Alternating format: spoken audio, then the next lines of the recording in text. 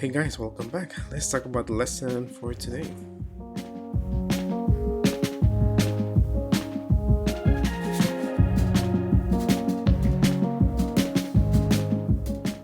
The objective of this lesson is to solve equations by multiplying and dividing. So in this lesson, we're going to use the multiplication property of equality, which means that when you multiply one side of the equation by one number, you gotta multiply the other side by the same number. Same thing with division. When you divide one side by one number, you gotta divide the other side by the same number. So let's look at the first example. It says solve the equation. So the first thing you gotta look at the problem. Well, first thing is look at the overall problem. It says 3 times h equals negative 42. So always focus on the side where you have the letter or the variable. So in this case, the 3 is being multiplied to the h. So the opposite of multiplying by 3 is to divide by 3. So that's why I put the line as a sign of division. And then when I divide by 3, I notice that the 3's are going to cancel. So 3 divided by 3 is 1. Which I don't need to write down the 1, so I just cross it out, bring down the h, bring down the equal sign, and then negative 42 divided by 3 is negative 14, and that's it. Here's another example. Here I have h divided by 3 equals negative 2, so once again focus on the side of the letter. So the h is being divided by 3. So what is the opposite of dividing by 3? So the opposite of dividing by 3 is to multiply by 3. So that's why I have to multiply both sides by 3. So times 3, and I'll use the little dot for times, not the x, then I'll get confused. So times 3 on both sides. On the left side, I notice that I have the 3 on the top and the 3 on the bottom. That's like saying 3 divided by 3. So they cross out, which I get 1.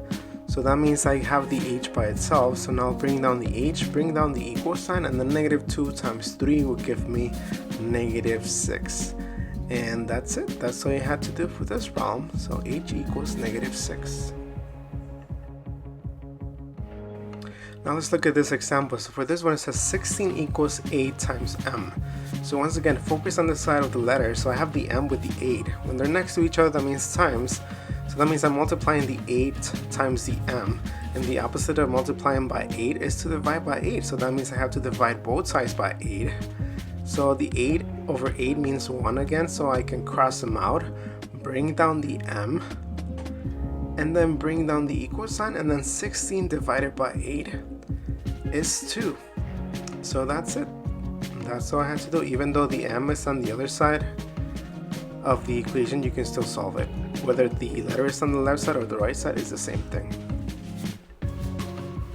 Let's look at the last example. So for this example, we have 3 over 2 times x equals 12.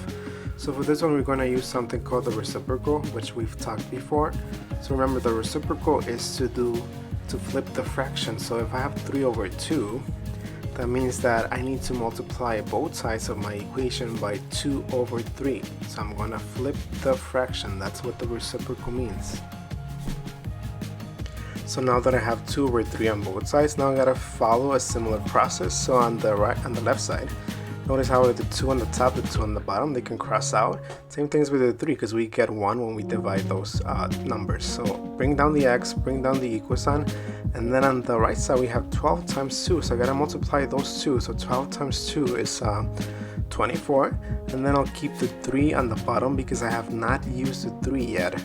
And then I'm going to do 24 divided by 3. So I can still simplify that fraction. 24 divided by 3 gives me 8. So that would be my final answer.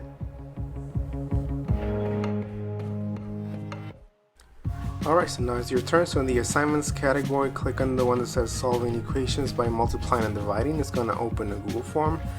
It's going to be multiple choice just like before. Some of the questions is only asking about what will you do on the first step. And the other questions, you do need to tell me the final answer once you solve the equation. And once you do this, that's it.